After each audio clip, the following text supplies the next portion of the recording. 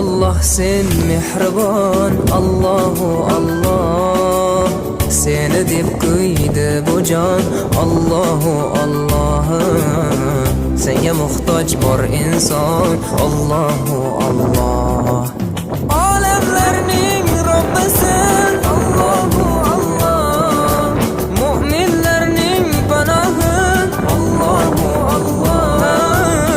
Yuragimning sultoni, Allahu Allah. Hidoyat ayla bizga, Allahu Allah.